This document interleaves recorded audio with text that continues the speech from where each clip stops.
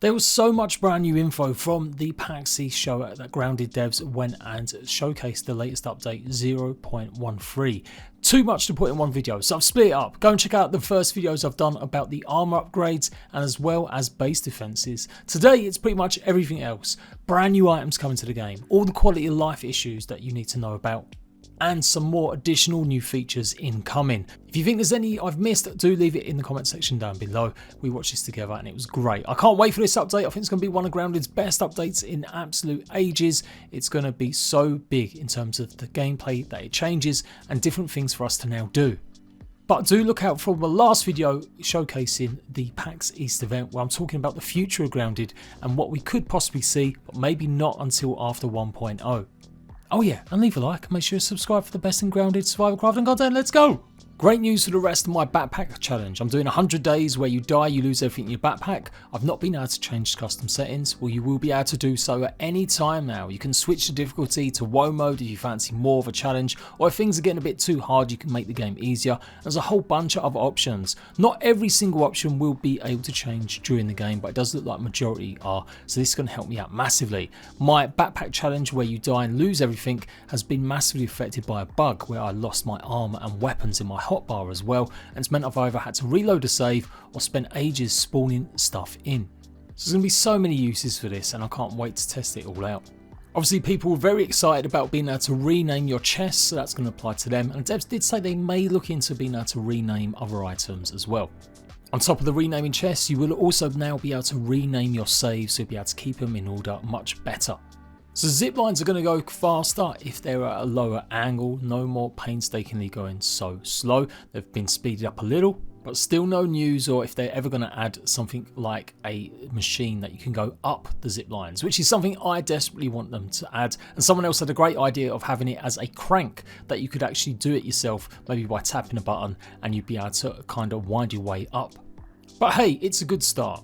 You can now go ahead and delete items on the floor. If you hold the X button, you'll be able to do that super quick. So no more pile pals.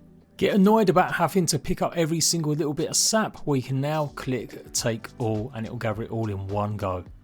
A feature I can't wait to test out is the beastary. By peeping at bugs, you'll also be able to scan them and find out information. Once you pick up these cards though, there's a chance that you may get a gold version. And the gold version is like a percentage chance, and basically eventually it will give you rewards. And by collecting all the cards, you should earn rewards too in the future.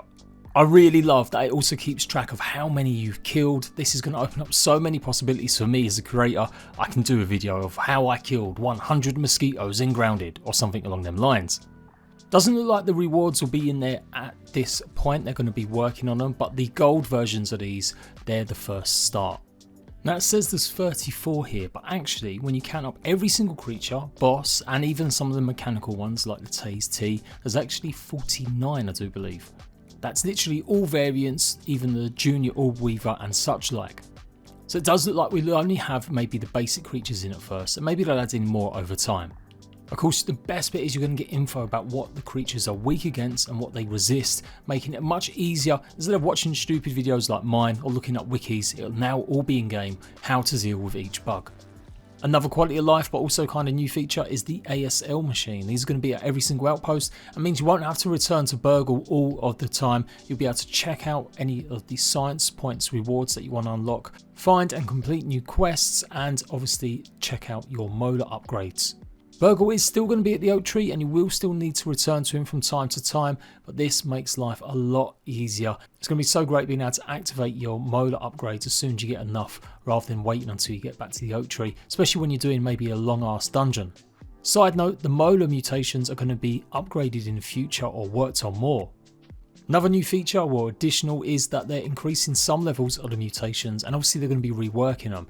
Mithridism here goes up to level 3 now instead of, I do believe, only level 2 in the past. And of course the new mutation guard dog will be there, level 3 again, they'll be able to get up to. The devs did say this is going to increase your stats, your base stats maybe.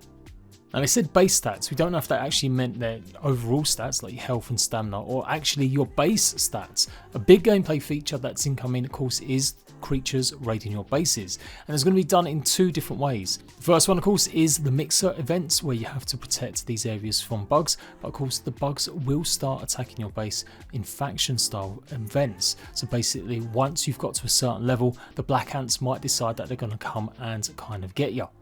So there may be some sort of impact with that and that mutation, and that might reduce that a little bit from happening in the future. And of course, I point on every video, these are going to be optional, or there will be ways to make it easier for people that don't want to mess around with base defenses. Check out the video I've already done on this in more detail for more info. I'm keeping this one strictly to the other stuff that you may have missed. Part of the new base defense pieces is the burr bomb, and I'm guessing you can use this in other ways too, just simply using some of the growth, the mutated growth, as well as obviously lint rope. You can place these anywhere and then go ahead and set them off using spicy or an explosion. So I'm guessing it means spicy arrows, but wouldn't it be great if you had a spicy axe and you could throw the axe and set it off that way? It didn't reveal any other of the traps that may be in the upcoming update or future updates, but I'm hoping there are going to be a lot more. How'd you like a brand new torch? There's another one incoming. I was a bit confused whether or not this was just a revamp, but they did say it was a new one, and it's basically repairable and it's going to have more of a radius. It looks like charcoal is one of the main features that you'll be using to craft it in future. Another late game addition maybe is the charcoal canteen. You will no longer be having to worry about clean water. As long as you scoop any water that you find up with this canteen, it will filter the bad stuff out and it will be regular drinking water. A great addition. I think that these items should still maybe be unlocked by using the science points rather than going around and buy, because it has always felt like some of the stuff that you can get, like the plus versions of the bandage, the torch and the shovel, have just all been a little bit useless. Like, sure, they give you benefits, but it always felt just a bit odd, especially like with the shovel. You don't really need the shovel plus because you're going to be getting the black ant shovel in the future. So I kind of hope these kind of upgrades replace that and you can simply just buy them. Or I'm guessing they will be the recipes that you have to buy in addition to then go and get the crafting requirements for them, obviously using new resources. One thing we haven't got a clue about is super chips. It looks like there is going to be a new version, or they're changing some of the kind of categories of them. It pops up on the left once they'd actually completed this base defense mixer objective. So it looks like you will have to complete some of these mixer objectives to get every item in the game or some additional unlocks. Maybe it's only cosmetic, but by sounds of it, devs do want you to interact with these in some way, shape or form. And maybe one last thing I didn't include when I was talking about some of the combat changes with bugs. I mentioned that lots of bugs will obviously now be able to jump, like the spider and stuff, but they have massively improved a lot of the other bugs as well. In terms of strafing, they're going to walk and look around you a little bit more and try and get at you from different angles. So effectively, you won't be able to just sidestep to the left or the right to maybe avoid their attacks. They will be a little bit more interesting in how they get you. I know lots of people are worried about jumping spiders all over the place, but if you've built your base that close to a spider den, you probably shouldn't have done that in the first place anyway. There's still so much we have to discover, and I'm going to be there every single step of the way. Check out this next video and go and check out the old videos already done. Until next time, ratbags, I'll see you in the backyard.